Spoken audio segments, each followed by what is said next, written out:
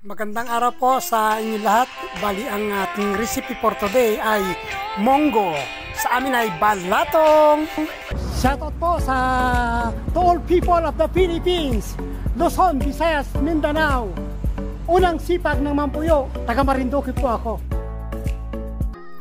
Ang ating pong mga sangkap ay sibuyas, kamatis at bawang lamang. At syempre, ito na po ang ating balatong.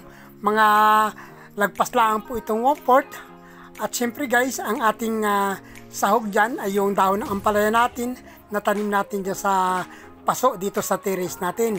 At syempre hahaluan din natin ng bunga, yung kung tawagin guys ay yung apalya. At yan guys ay makikita niyo yung apalya na yan ay masarap po yun kasi po yun ay gamot sa diabetes guys.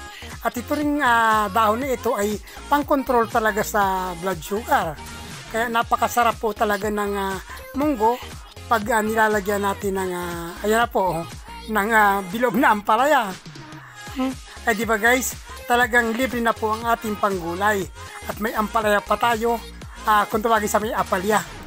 Kaya magtanim po tayo ng gulay, ng ampalaya sa mga paso dahil ito po yung kapaki-pakinabang.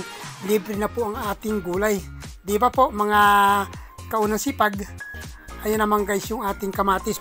Bumili tayo ng kamatis, pati bawang sibuyas.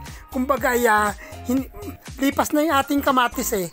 Ngayon naman ay ito, inilagay na natin yung ating munggo na yung nilaga ko na muna guys yan eh. Siyempre, hindi ko na ipakita sa inyo yung paggisa ko nung mga sangkap natin. Pero ilalagay na natin yung bilog na ampalaya natin para maluto. Ayan guys oh. Talaga ng mga swabing-swabi yan at talaga ng mabubusog ka na magagamot ka pa. At nilagay na rin natin ang ating dahong ampalaya na talagang napaka-pressed na galing talaga sa ating hardin. Kaya masarap guys ang gulay. Gawa niyang sariwa po ang ating mga dahon-dahon dito at marami talaga natin tanim dito. At dun sa pumpkin guys ay marami. Kaya nakakatuwa po talaga kahit nasa abroad ako ay talagang ako po ay nagtatanim. At sana po ay matuwa naman kayo sa akin at mag-follow kayo at mag-subscribe.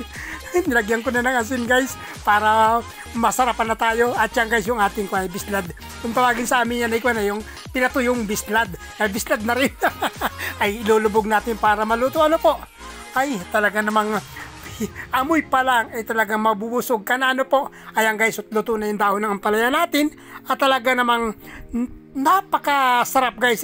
Nilagyan ko ng olyo de oliva yan guys, hindi ko lang ipakita sa inyo po. Kasi yung guys ay isa pa rin pang control sa diabetes. Kumbaga makokontrol lang ating blood sugar at pampaganda ng daloy ng dugo. Ano po? Ayan guys, at isasalin natin sa tasa para matikmanan natin ang sarap ng luto ng unang sipag. Ano ba? Ayan, napakasarap po. O sige po, follow po more at don't forget to subscribe. Thank you!